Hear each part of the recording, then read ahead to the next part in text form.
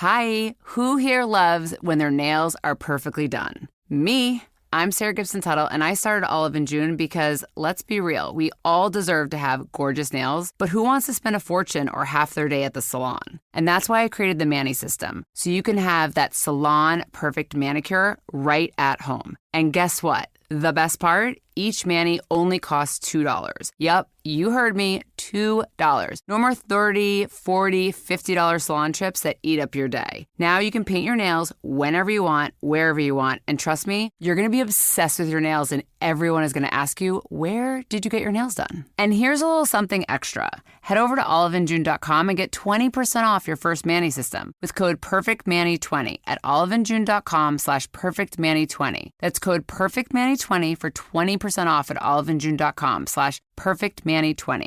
You're all set for a nail glow up. Let's get those nails looking fabulous, shall we? AI is transforming customer service. It's real and it works. And with Fin, we've built the #1 AI agent for customer service. We're seeing lots of cases where it's solving up to 90% of real queries for real businesses. This includes the real-world complex stuff like issuing a refund or cancelling an order. And we also see it when Fin goes up against competitors. It's top of all the performance benchmarks, top of the G2 leaderboard, and if you're not happy, we'll refund you up to $1 million, which I think says it all. Check it out for yourself at fin.ai. Ready to elevate your everyday? Quince has the luxe staples insiders swear by, minus the markup. From 100% European linen styles and 14-karat gold jewelry to gorgeous leather bags and elevated home finds, Quince has it all. And by partnering directly with top artisans and ethical factories, Quince delivers premium quality at half the cost of similar brands. Discover everyday luxury without the markup at Quince. Go to quince.com/style upgrade for free shipping and 365-day returns. Quince.com/style upgrade.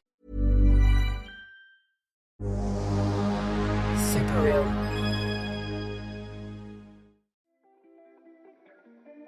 There were other people there who unfortunately weren't fully clothed at all, and they unfortunately died of hypothermia very early on, I remember. And I got used to people dying on the life raft. Just their eyes would start to roll, then they'd start throwing themselves around the life raft, and then they'd just drop either overboard or just sink. And ever so often you'd have the wave come over the top of you, which is just to strip every ounce of warmth you had left in you out of you. So you were just frozen down again pretty quickly. And it took everything. Hey, I'm Julian Morgans, and you're listening to What It Was Like, the show that asks people who have lived through big, dramatic events what it was like.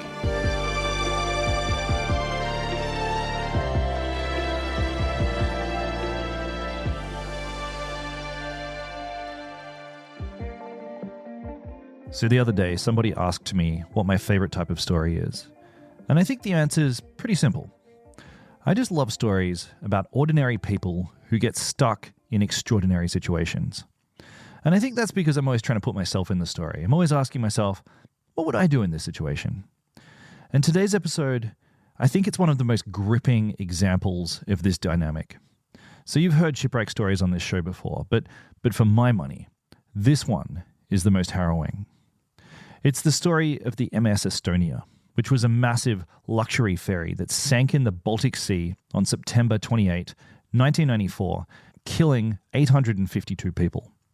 That's out of 989 who got on board. So the fatality rate was basically 9 out of 10.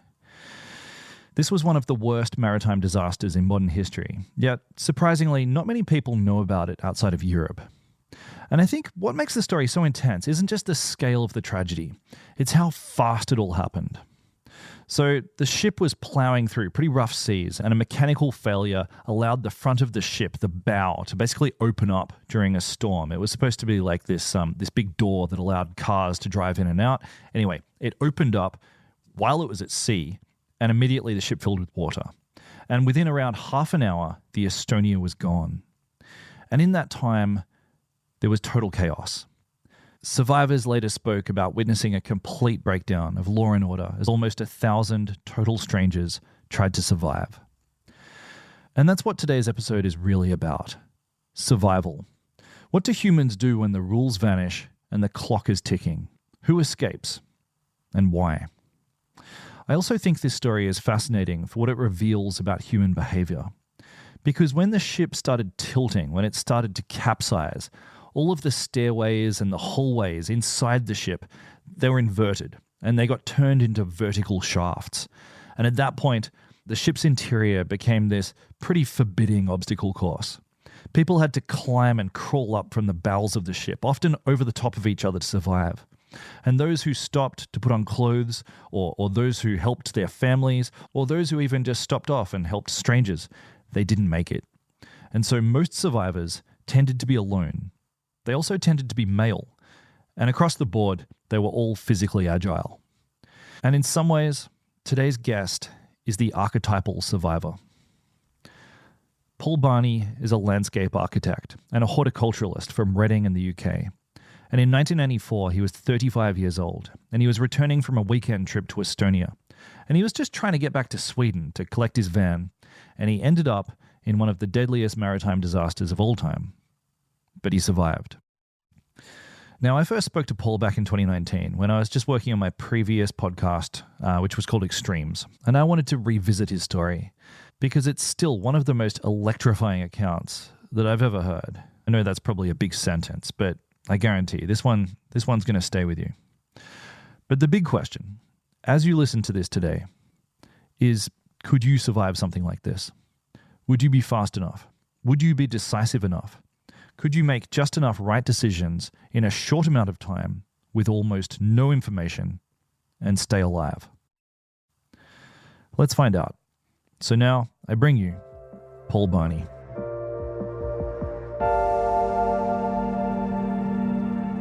Hey, Paul. Welcome to the show. Yeah. Thanks. Yeah, great to be here. So what were you doing in Estonia back in 1994? So, 1994 saw an interesting development. I'd already started up my main business that I'm continuing with today. And I applied in 1993, I applied for a travel fellowship from Winston Churchill Memorial Trust. And they give funds or grants for people to travel the world and look at particular subjects of interest. And the trust sponsored me particularly to look at these various aspects of energy use and production. Okay. So 1994, I went over for a conference, and then I went back to travel and look at all these different projects going on around mainly Sweden. And that also involved going to Norway and Estonia. Mm. And it was a fantastic, very relaxed trip on the way over. Uneventful. And uneventful, absolutely. And then you spent a fairly relaxed and I'm guessing enjoyable weekend in Tallinn. I had a great few days, yeah. Okay. So the night of your return journey to Sweden, getting to the port, seeing the ship, can you describe the ship for me?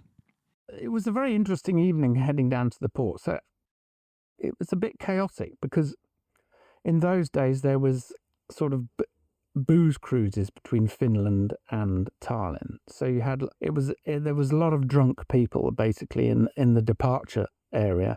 So I tried to escape away from that and boarded the Estonia quite early.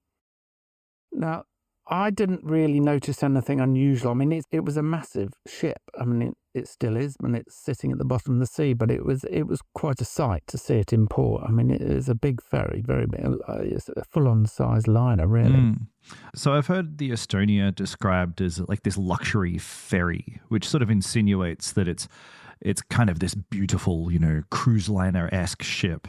But in the photos that I've seen, it's this big sort of blocky, kind of a hulk. Can you just describe your impressions of it? I wouldn't call it beautiful. It's not a thing of great beauty, and I did struggle to find my way around it when I got on. But that had always been an issue from the way on the trip out there. I'm very good at getting a sense of direction, but I just couldn't get my head around the layout. It's not an easy layout of a ship to get used to. I'm used to ships as well. I mean, I'm a sailor, and I can get around. But the Estonia was a bit of a quandary. It never really made sense. Bit of a rabbit warren. Yeah, very much so. So there's two interesting things about those early stages. Was the first one was to go. I decided, because I travelled and slept in the restaurant on the way over. I hadn't booked a cabin. I went and decided, look, I'm going to book a cabin. So I went up to the reservations desk and tried to book something, and they said that they did have a place. But for some reason, I changed my mind at the very last moment. I decided not to take one of these cabins down below the car deck. Oy. And that probably saved my life. Yeah. But it was a major decision. Just at the split moment at the end, I said, no, I'll go back to where I was on the way over. Yeah, okay. Which was quite bizarre. And then I made my way out onto the bow deck, right at the front of the ship, and sat there. That was quite a long way. That was quite peaceful and away from all the noisy port. I was just sort of reflecting on my whole trip, the whole, and then deciding that, well, that's a bit strange. Nothing really untoward. Nothing. It was fairly straightforward. It wasn't a great adventure somehow. I think I sort of reflected in that respect. Wow. Which was a bit bizarre, really, considering what happened in the next few hours. Yeah, it's like you were feeling a bit underwhelmed. You went over there and you're like, it was okay. Well, I do travel the world, and I've been up lots of mountains and travelled into jungles and been big on great big trips, and it was slightly underwhelming, yeah, in that respect. Okay. And so tell me about they pull up the ropes and the ship engines roar and you go out to sea. Talk me through that. Yeah, the boat, the ship would have set off, I think it set off roughly on time. It was quite quiet and eventless, really. It wasn't, there was no sort of impending doom or anything. I didn't really notice much. I was just ready for a fairly standard 14-hour trip. Across the Baltic. And so what did you do with your 14 hours? Did you go and eat some dinner, or did you talk to some of the other passengers? So I would have made my way to the Admiral Bar. That's where I'd met a few and chatted to a few people on the way over, which was quite interesting. And there was an evangelical, on the way over, I'd met an evangelical group of Lutherans, and they'd spent the time, a young couple had spent their time trying to convert me to Christianity, interestingly, which I enjoyed the conversation. I didn't find it unpleasant. It was reasonably good banter, but and I did meet them again on their return leg as well. So I met them and very friendly talked to them, and then we resumed the conversation in the bar about my pending conversion to Christianity. They're attempted. Yeah. I mean, upon reflection, you might have been a bit more tempted. You might, knowing what you know now, you might be like, yeah, I'm ready to accept Jesus as my Lord and Savior. Well, I think I left them with said that leave. Unfortunately, they didn't survive, which was very sad. But the conversation had gone. I'd left them and said, you've got to leave a little room for doubt. As they went to bed, I think that's what I left them with, is that you should leave a little room for doubt that Jesus won't save you. So it was a bit poignant, I suppose. Yeah, geez. And you survived and they died. I don't know, Paul. I'm not sure what we can learn from that. I'm not sure what we can learn. I just that you can't rely.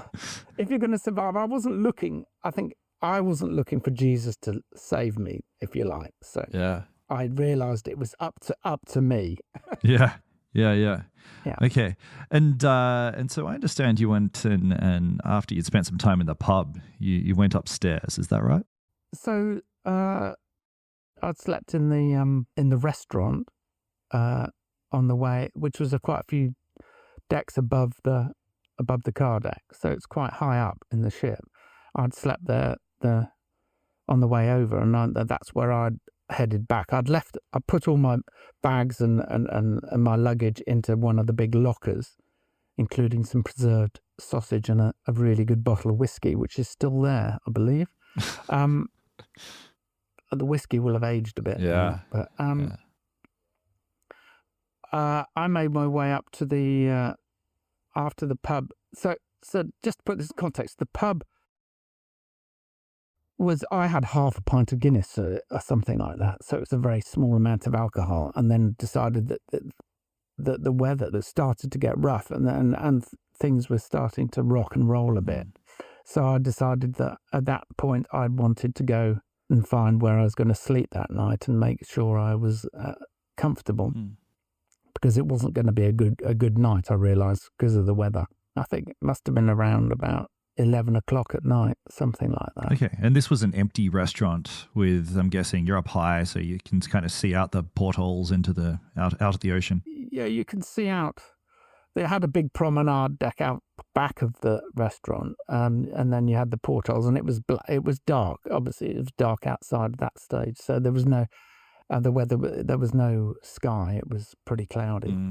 Okay, and so I effectively bedded down, and did notice that there was some other people had bedded down as well in the restaurant as well. So I wasn't alone, effectively. Okay.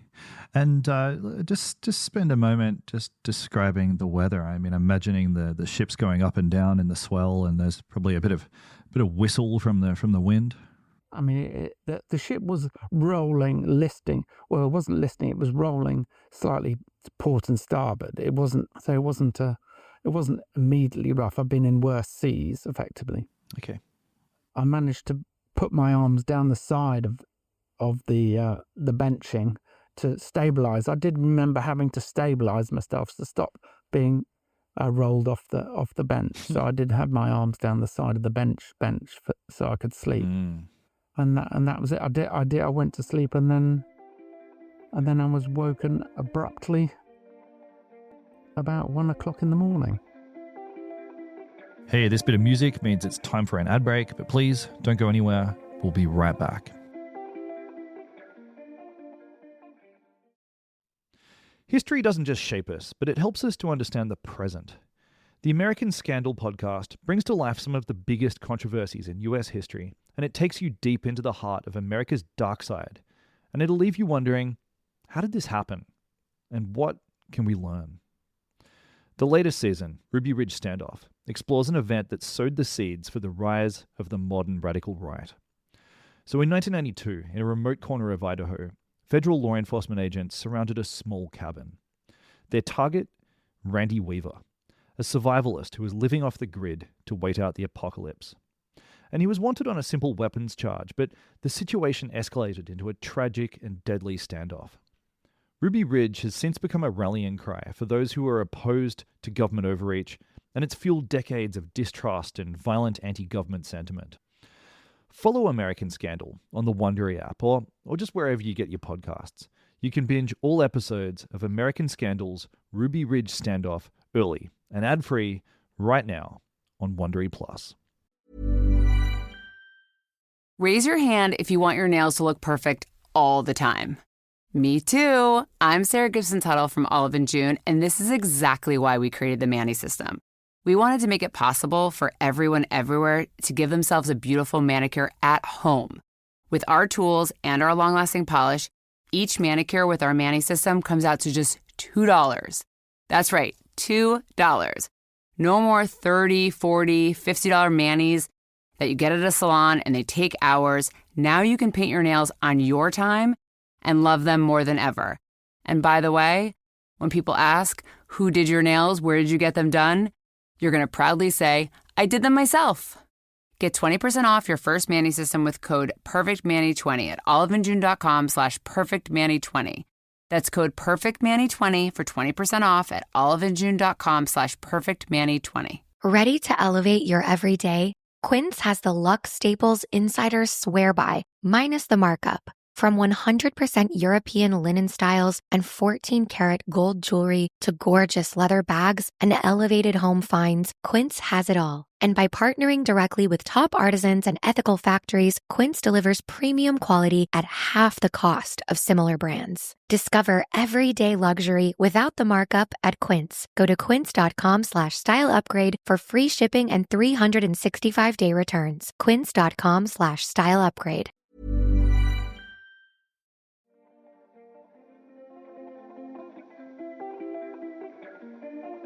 And what woke you up? So it was this well documented bang, effectively metallic bang, woke me up, and I said that did alarm me. I didn't really understand what it was. So having travelled on ships and everything, I had an understanding generally of things. So I knew this was out of the norm for definite, and that alerted me. And then I realised that the ship at that stage, when I'd woken up, was at a permanent list about 5 degrees, which again seemed very out of the ordinary to me. This is a massive liner, massive ferry, and it had a tilt on it. Now that was not normal. And so that's when the alarm bell started going in my head. How much time do you think passed between you hearing the bang and you waking up and realizing there was a list? Like, is this 20 seconds or a few minutes? This is seconds, yeah. That's an immediate list. It is. It's quite, yeah, I mean, the interesting thing is that waking up and the list being there was simultaneous in my mind. I wasn't awake for that long to degree. I mean, the ship sank in about half an hour, pretty much. So, God. That was very early on, that this immediate list, that I noticed the list and that being out of the ordinary. Okay, so when you say that alarm bells started to ring, what do you do? How do you respond to that? So the alarm bells in my head. There's no. Yeah. At this stage, there was nothing from the ship. I needed to gather information, so I did realise that I needed to work out where I was properly and what was going on. First thing I did was to go on an information gathering walk to the promenade deck and have a look outside, see what the hell was going on. So I did move to that, and then I opened the promenade doors at the back of the restaurant onto the promenade deck, and then it was like a full-on raging gale. That it was serious, and that was something that I didn't fancy going out into for sure. And then I realised that I'd have put my clothes on at that stage with my boots, and then I realised that there's absolutely no way, if this ship is going down, that I'd need my boots. So I'd put my boots on and took my boots off again, because they definitely weren't going to help me in any form whatsoever. Wow. And at that very moment, there was one other guy standing at the promenade deck. So the ship was increasing its list at this point, and I'd made my way, gathered a few things, and then made my way back to the promenade, the doors, these massive doors on the promenade deck, and waited there, because as the list got worse, that being in this doorway was quite a good space that I could actually move around as the ship started to. Right, because you could wedge yourself inside this rectangle, and gave you sort of 3 dimensions to brace yourself against. Yeah, because basically you have no reference to where a horizon or what is level for a start, so your brain doesn't even know. Yeah. So there was an announcement in Estonian saying it's an emergency, and I asked this Estonian who was also in the doorway with me, how long would we survive in the water? He said 4 minutes, and I remember saying, "Oh, blimey, I don't fancy that." Jeez. And how were the other people in the restaurant responding? Because I'm imagining everyone's awake by this time. Oh, sure, they had to be. So most people were frozen. They were just frozen and not doing anything. I remember saying to the Estonian guy, "Why don't they do anything? Why don't they do something?" And he said to me, "Just don't think about it."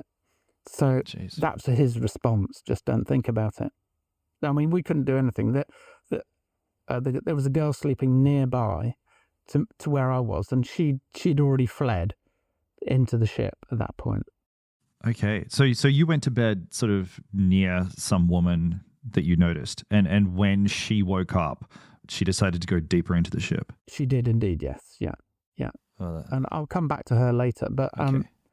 the other thing was I'd started to be cut up. When the list had increased, there's lots of ashtrays and glass had been flying around. I remember actually being lacerated, my hands being lacerated with glass. Strangely, as I made my way back to the promenade deck for the second time. Really? To the promenade deck doors. Yeah. So the floor is just kind of awash with crockery and ashtrays. Yeah, tables and chairs going. Yeah. So it was it wasn't a great. But I managed to clamber back to this doorway, and I remember actually at some point seeing the water coming in to the other side of the restaurant. So that was not a great. But the interesting thing about orientation was that the fact that I'd been in this doorway with this Estonian guy, and so it's this rectangle, and you're moving your way. If you're spread-eagled, you're moving your way around this door frame, and then at one point, one of the doors fell off completely because obviously it had reached beyond where the hinges had worked, and they fall off vertically. Doors fall off hinges vertically due to gravity. Yeah. This fell off sideways. And my brain then immediately caught up with hang on, that can't be right. I can't be seeing that correctly. And then suddenly my brain caught up. I remember my brain caught up. That fell off straight down. That didn't fall off sideways. So suddenly I'd got some idea of the horizon in my head at that point. Okay.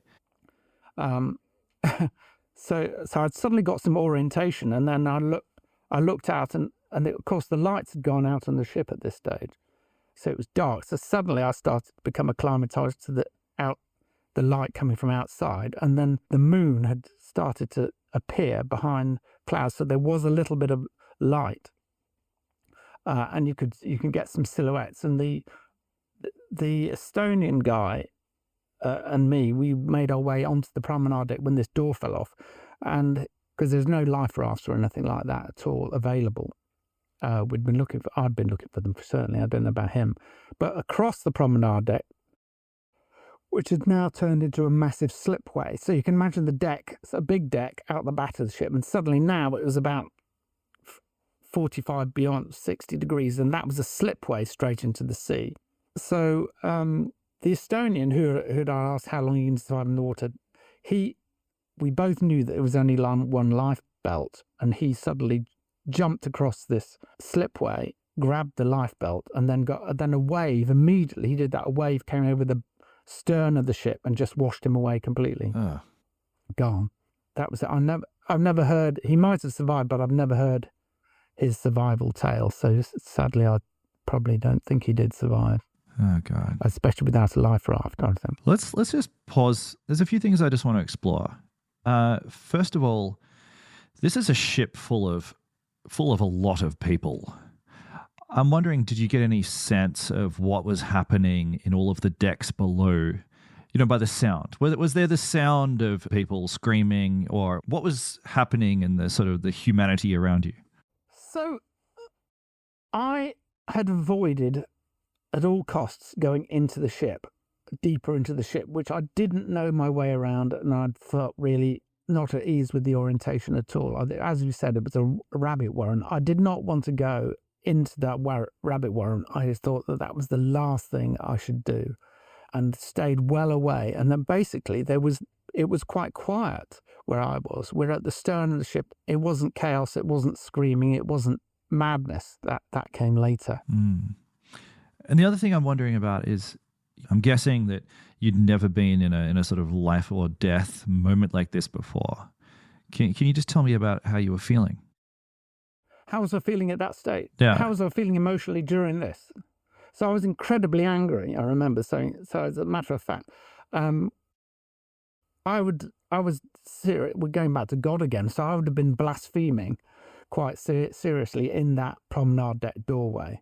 I was really angry at that point. I was so angry that I could see my life was going to be ended and I hadn't finished with it. And it was really, really pissing me off. Wow. That I just reached the prime of my life, 35, and now I was going to be snuffed out in the middle of the night. And that made me incredibly angry. That is such an interesting reflection on your essential personality. Like I feel like people really discover who they are in a moment like this, and you discover that you don't resort to panic or anxiety or like submission. Your response is anger. Well, I wouldn't say it was useful. I'm not sure.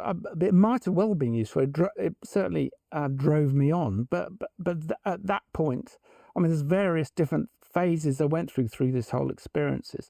But at that point, so the first point is waking up, information gathering, realizing that my life was in danger and getting very angry about it. Because I wasn't able to do anything. I was frustrated. There was no life vests, no life jackets, no life rafts. I was frustrated at this and being stuck in this position and not being able to save my own life.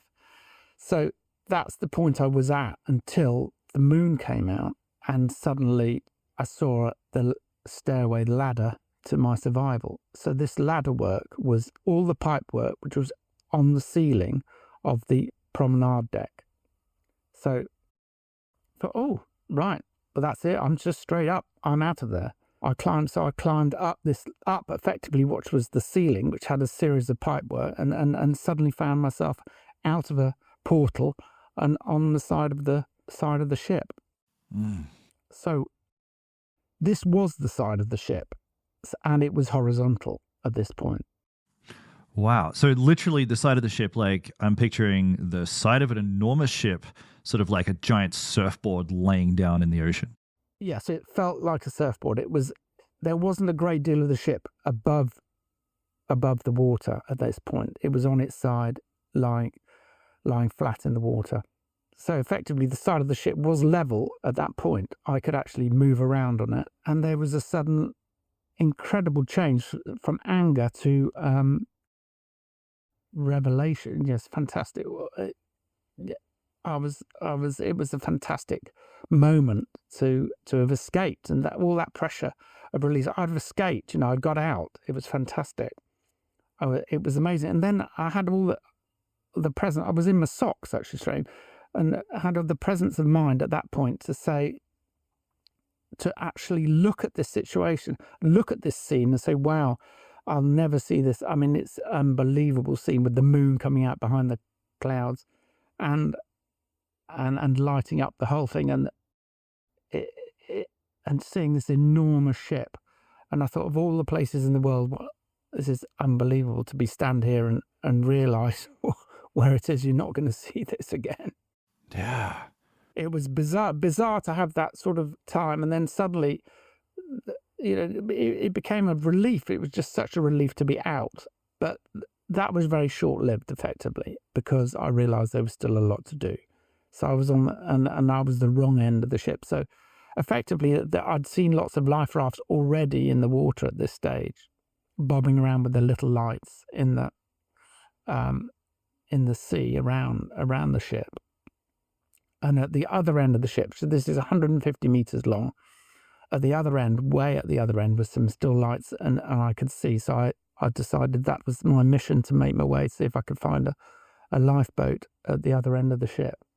So I made my way gingerly down, really fearing the black holes in the ship, that I didn't just disappear back into this enormous sarcophagus and end up back in the same position. So I was really quite worried about moving down the ship. But the waves had already started, and the wind was quite tremendous at that point. But luckily, it wasn't enough to wash me over off the ship. And then I got into I managed to join a group of people who were launching one of the last life rafts to be launched off the ship. And suddenly I just joined a group, and suddenly we all helped to push this inflatable life raft into the sea. It wasn't too difficult because the ship was so close to the waterline. We were at the waterline effectively. And a few of us, I think I jumped in. As it was launched, I jumped in, and there was another chap in there who had already jumped in, which had made it difficult to launch. But we hit the water, and immediately it turned upside down. Oh. It got the waves just turned it upside down. Oh. So then I was stuck inside, upside down inside, and I had to swim down and out of the entrance and back onto the surface and hold on to the outside of the life raft. Oh, God. Do you remember the water being cold? Absolutely, yeah. It was freezing. I mean, the shock. So I would then get shock quite quickly. I could recognise shock. I'd already had experienced shock in my life before, so I'd recognise what was happening to me, that I was going into shock, and that I needed to try and control that. But it took a while to get over the shock. But in the meantime, not only being shocked, it was suddenly, you talked about chaos and shouting and screaming. There was lots of people shouting. There was lots of people. It was like, as I've described, as a human soup. There was just like everybody was in the water shouting, screaming, life rafts everywhere. And it was just like chaos, big waves. It was total chaos. And then we had to get people onto this life raft, upside down life raft. So we were pulling people on. I was in the water to start off with, helping people up, pushing them up. And then eventually we all got on from around the life raft, and we got 16 people onto the life raft. That's an amazing effort. I mean, that's a pretty collaborative effort. Were you guys sort of working pretty well together? It sounds like the people who got into this life raft weren't that panicked. They were in shock, a lot of them. They weren't. If you're not in panicking, panic is probably quite a good response at that stage, because shock is so debilitating. It's like trying to think through mud, effectively, shock. So shock doesn't help anybody survive. I don't believe it. Just I might be wrong, but the way I felt shock was that it just debilitates your thinking, your ability to think, which is really quite tricky. You need to be able to think in a survival situation. You need to be able to think clearly and make the right decisions. So I was I was battling with the shock as well as trying to make the right decisions about how we're going to survive this. You said before that you were very careful to control the shock. How do you do that? So I was on the life raft for a total of about 6.5 hours, something like that. It's either 6.5 or 5.5. I can never remember. It's the time zones were, but either way, it was long enough. 3 hours. I split it into two, effectively. One I was in shock, one I was hypothermic. So I had basically decided to control the shock, which I realised. So it's really shallow breathing, terrible shallow breathing, which is really, again, debilitating. And I managed to use some yoga, effectively, breathing techniques to slow my heart rate down and slow my breathing down, just try and calm myself down. And gradually I could feel as though my thoughts and everything was starting to become clear again, and I could start to think properly. And that really helped me to get through and start to function better. Wow, it's amazing you could do that. I think you're just drawing on all your resources, aren't you? You're just drawing on all your learnt resources to try and understand what's going on and hope and look for the next. Everything was just a step to look for the next stage of survival, effectively. Yeah. Everything I did was a sort of calculated decision to survive, effectively. Yeah. Hey, we're going to pause here for a quick ad break, but stick around because we're going to come right back for more What It Was Like.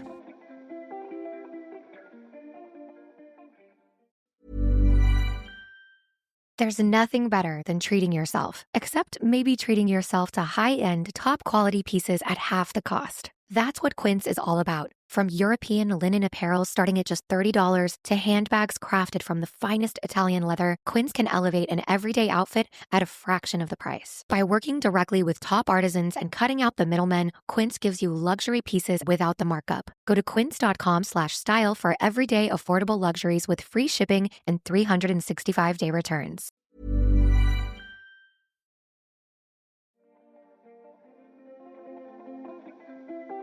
So take me to this life raft. You're in there with 16 other people.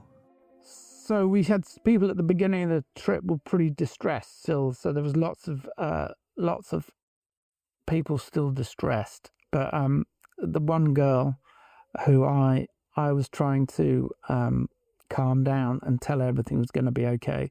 So she was with me on the side of the life raft. There were other people there who unfortunately weren't fully clothed at all. So people just, I think a couple of underpants and everything, some very scantily dressed people. And they unfortunately died of hypothermia very early on, I remember. And I got used to people dying on the life raft, just going through hypothermic. So their eyes would start to roll, then they'd start throwing themselves around the life raft, and then they'd just drop to the either overboard or just sink to the in the water in the life raft, because this was an upside down paddling pool. Effectively, it wasn't a proper life raft with the roof, which everyone else had. We just had a sort of wallowing paddling pool full of people. And every so often you'd have the wave come over the top of you, which used to strip every ounce of warmth you had left in you out of you. So you were just frozen down again pretty quickly. And it took everything. Luckily, I'd still got one of my most important things that I put on was my woolen sweater, which obviously doesn't work, but and a fleece over the top of that. And the woolen sweater kept an air layer underneath my fleece, which I believe helped me to keep some core body temperature going. Bit of insulation. It was a degree of insulation. It wasn't much, but it was enough just to help.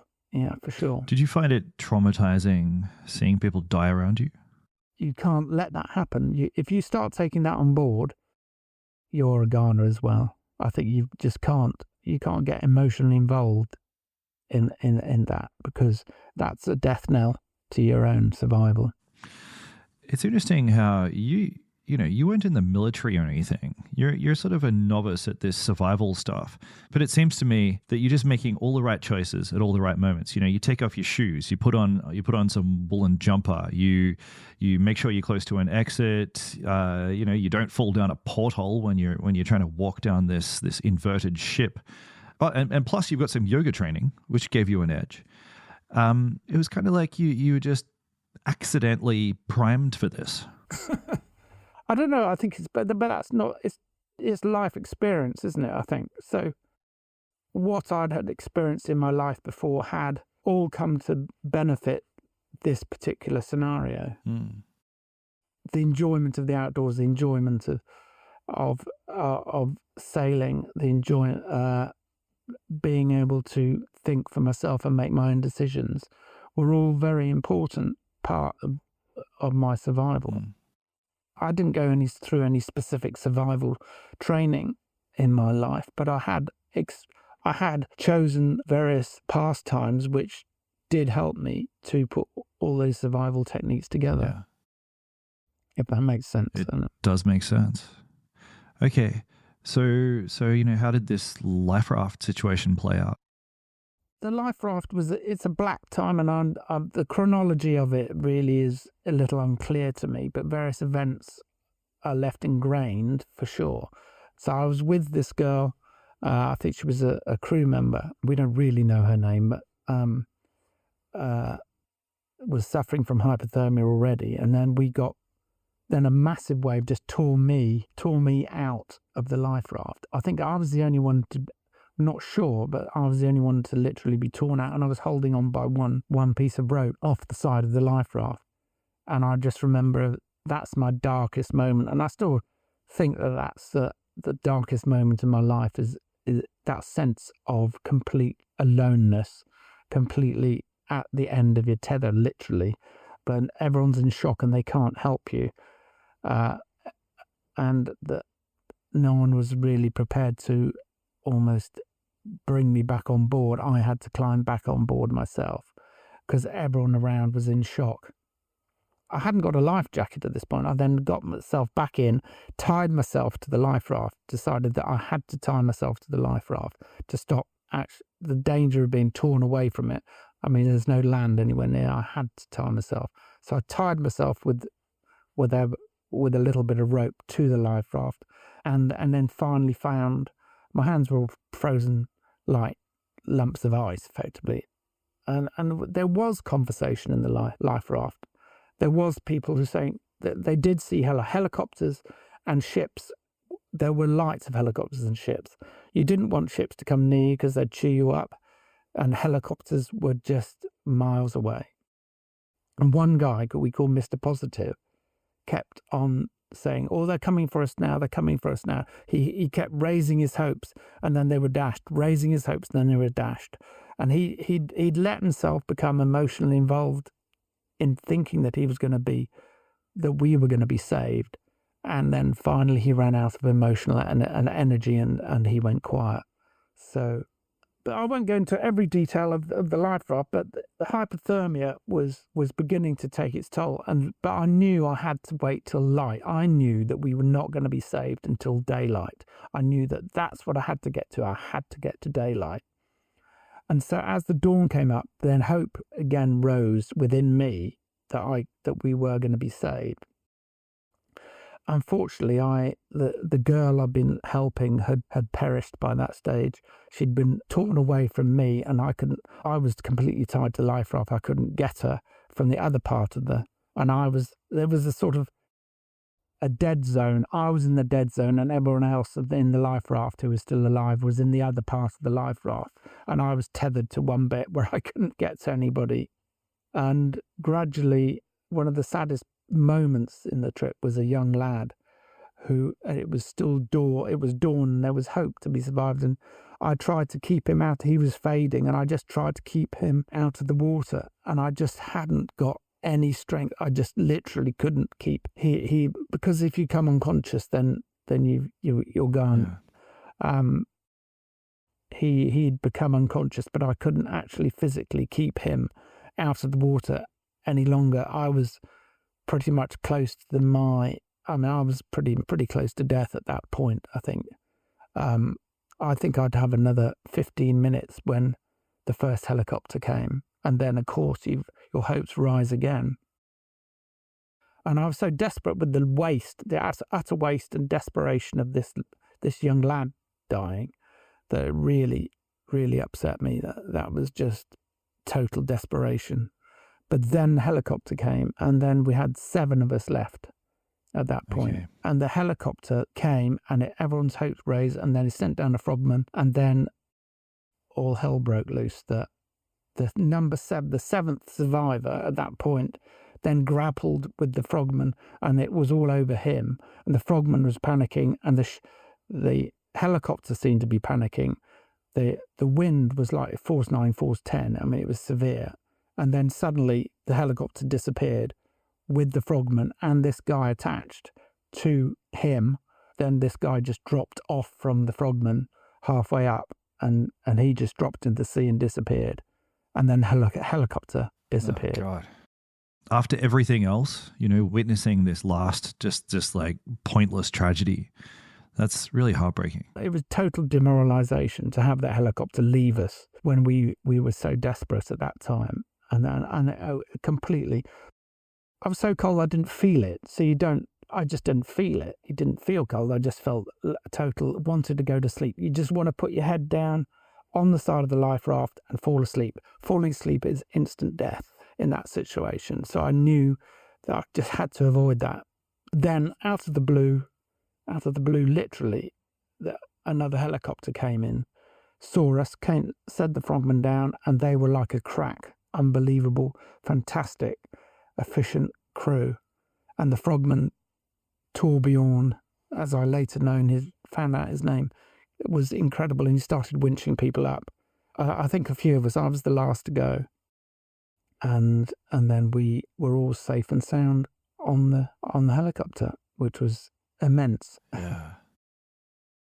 Did you go to sleep, or what does the human body do when you're out of that situation and safe? The last thing they'd let you do is fall asleep, because your body's terrible chance of shutting down.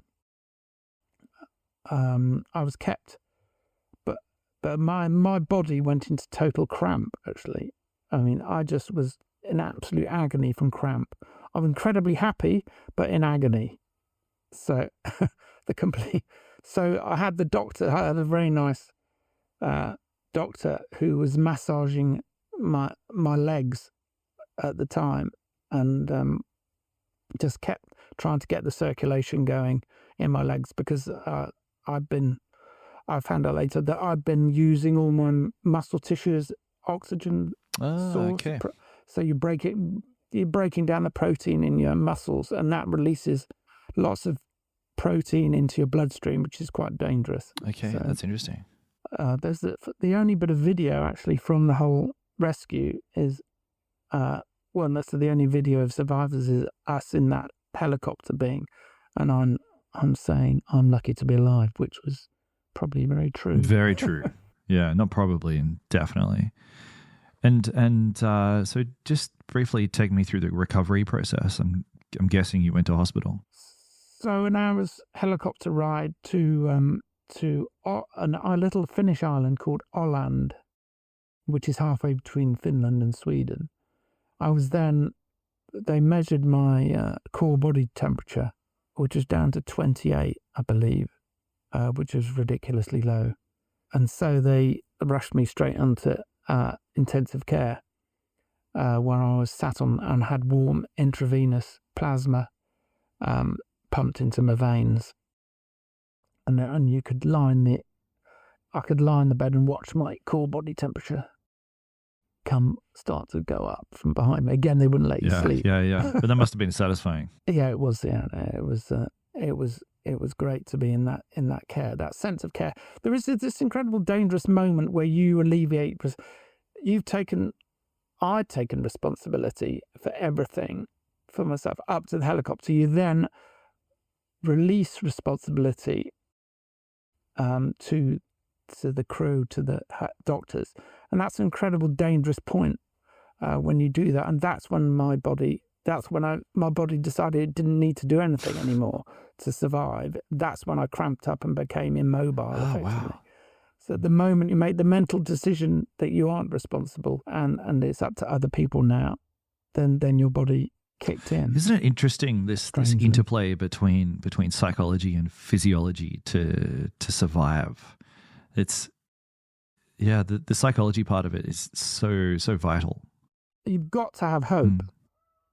If you haven't got, and that's what keeps you alive. And I think that's reiterated a lot in survival documentary, stories and everything, is that if you've got hope, that has an incredible ability to keep you going.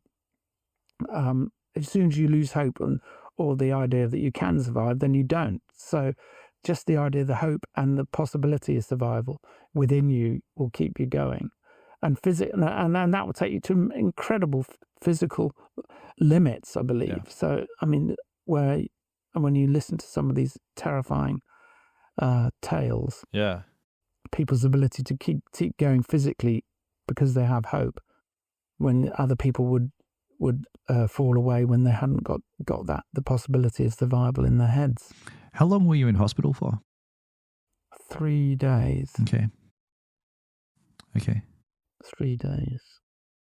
Yeah. So that was I was the only one who kept in.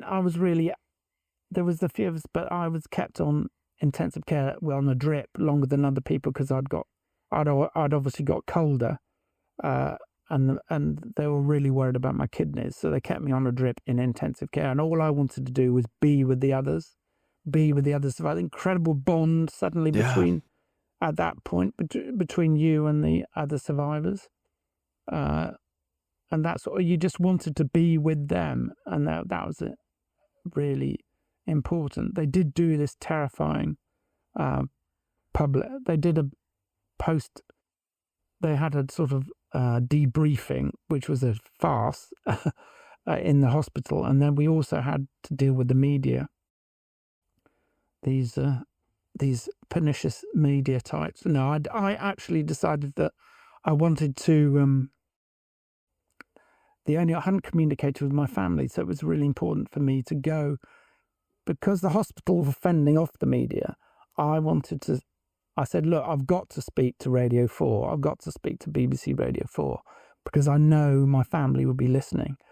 And that's, so I did my first interview with Radio 4 for lunchtime so I could convey something, because of course this is there was no mobile phones in 94. Well, there was, but not, certainly didn't have one. Yeah, and it wouldn't have survived that ordeal.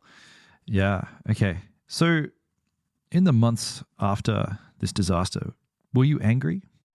So there's quite an important period as to what happens to you after an event like this. So I was in shock. Effectively, this is another period of shock. I now recognise a period of shock after. And it's a surreal period. There's various strange things which happened to me for the 6 months after this. So it was like a whirlwind of media and trying to work out what went wrong. And so you're on sort of a roller coaster, if you like, and of lots of things going on, lots of things suddenly being thrown on the newspapers, in the telly, suddenly being from a normal Berkshire lad just building gardens to being thrown in front of the national television and on all over newspapers, being recognised in the street. So that incredible change, and then trying to come to terms with what actually happened, and then trying to actually deal with this, as you say. First of all, there was a period of survivor's guilt as well, which is well documented. And then, but the anger that you talked about, the anger was one day. Very, very angry the next day after surviving, effectively. So you do feel that was actually in the hospital where I had that anger, but it didn't last that long. And that was anger at the shipping company, or just at the situation, or what? I don't think you can actually pinpoint where that anger is directed at. It was just this incredible sense of anger, because you had this. The first thing, of course, you feel incredible amazement at being alive. So that's the first day, and then you have the anger about what had actually been put through, effectively. I mean, I know that this experience hasn't made you more religious, just based on the way you were describing those Lutherans, but has it made you more spiritual? Oh, definitely, yes, yeah, for sure, yeah. Tell me more about that. Yeah, I think you've got to, I meditate. I have meditated for a few years, that's for sure. So certainly, and that helps you get through difficult times, and it makes you very aware of yourself, and it brings positivity. That's for sure. Yeah. Certainly. Do you think this event has changed you forever? Yes, I did suffer PTSD. Yes, for sure. And that after that 6 months. Well, that's sort of avoiding the question, did it change me forever? I think you're evolving anyway, aren't you? Everyone evolves. Obviously that event had a massive effect on me for many years, and left its scars. And it's getting over those scars and trying to heal effectively, and trying to not let PTSD or from that rule your life. It was always a sense that I'd got to try and get back to myself before I let this thing destroy me. So yeah. That was always my banner. I've got to try and get back to the person that I was before, and I don't know whether I succeeded. I don't think I did, but you evolve, and that whole process is an evolution which is fruitful. I still think I have no idea what my life would be like if that hadn't happened to me. So it's very hard. Yeah, of course. Yeah. it's almost like this event, which had nothing to do with you in some ways, became a part of you. You know, it became part of your identity. I read once that a lot more men survived than women, particularly single men. And in some ways, you're the sort of archetypal survivor. You know, you were traveling alone. You're a guy. You're physically fit. I'm wondering if you'd heard that and if you had any thoughts on it. Oh, well, I didn't. I have spoken to quite a few survival experts, and I was the top end, I suppose, of the most survivors between the age of 25 and 35. Right. There was extremes either way, I think. But so I was. If you're younger than 25, you don't have the mental ability to and if you're over 35, you didn't have the physical ability to survive. So that's the way he put it. Wow. So luckily, I was still physically fit enough to keep going, though my core body temperature was down to 28, which I should have been. I should have been unconscious. You see, so that was the. But I avoided being unconscious. If I'd gone unconscious, I wouldn't have been rescued. They weren't picking up people. They weren't picking up people who were unconscious. Yeah, well, that makes sense. No, I think the insinuation was that sort of young single men were more likely to get out because you're not burdened by sort of like carrying children or carrying baggage, or like families stood a bad chance. Like, and I think it's an interesting reflection just on the way that you're telling this story. You went to sleep alone. You were able to make choices all on your own. It just seems to confirm this thing that I was reading about. I think that's fairly obvious, really, isn't it? I mean, you can't, if you have it being a family man, you can't ever imagine leaving your family in that scenario. You've got to be with them. You've got to try and help them. So you're not going to be, the chances of survival have got to be greatly diminished, haven't they? I just don't think you can make the instantaneous decisions you need to. If you've got a whole family with you, you're trying to bring to safety. Yeah. No, I think it makes perfect sense as well. Yeah, it's a sort of it's obvious, but also interesting. It flies in the face of what we're told about empathy. I think it's I think the important thing is that to make your family, I would say in a ferry situation, make your family, even though it's almost lighthearted, to make your family aware of where the life jackets are, where the lifeboats are, where we'd need to meet up if we were separated, if there's something went wrong. I always show my family where the lifeboats are and where we would meet if we're going on a ferry, even though it's a small trip. Yeah. If I'd been through the Estonia, I would absolutely take note of where the nearest exit is at all times. I really just have one last question, and that is, when you boil this all down, what have you learned? Has it made life somehow more precious, or is there some sort of broad philosophical lesson here for you? Well, is it as though I've had a lot of extra life I wouldn't have had, and it does make it more precious, and you do value. And I think one of the important things is you don't deal with trivia lightly. That's been the drawback. You can't ever, nothing can be the same. People complaining about minutiae, it's really hard to get your head around when you've been through something terrible. And people are complaining about whether that there's flies or there's too many flies in the kitchen, or there's too many flies around, or something not that consequential, and really people being really upset at things which don't have that severe consequences. I find I have trouble having any empathy with that, because I know what it's like to be in really bad extreme position where your life is on the line. You can't really empathise with people complaining about minutiae. It's not a place I can go, and so you do realise that everything could be taken away at any moment, and it's important to be not to trivialise or underestimate that what a fantastic thing we have in being alive at this very moment. No. I love that, Paul. I think that's simultaneously very wise and also quite amusing. You know, you've got less time for bullshit now. I can see why that would be true. Fair enough, yeah. Thanks so much for telling me this story. It's crazy. It's a really horrifying story, and I'm glad you survived. Thank you very much, Julian. It's a pleasure to talk to you again. The pleasure's all mine.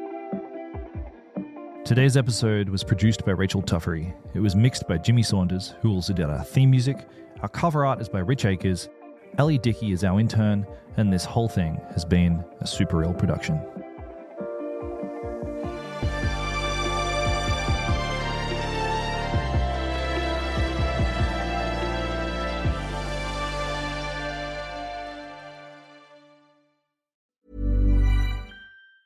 There's nothing better than treating yourself, except maybe treating yourself to high-end, top-quality pieces at half the cost. That's what Quince is all about. From European linen apparel starting at just $30 to handbags crafted from the finest Italian leather, Quince can elevate an everyday outfit at a fraction of the price. By working directly with top artisans and cutting out the middlemen, Quince gives you luxury pieces without the markup. Go to quince.com/style for everyday affordable luxuries with free shipping and 365-day returns.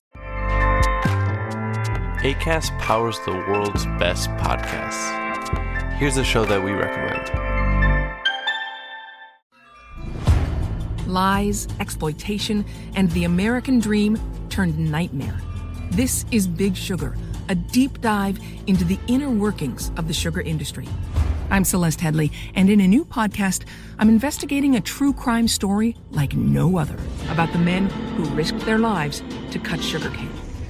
In Big Sugar, from iHeartMedia, Imagine Audio, and the teams at Weekday Fun and Novel, I'll unravel a decades-long fight to get justice.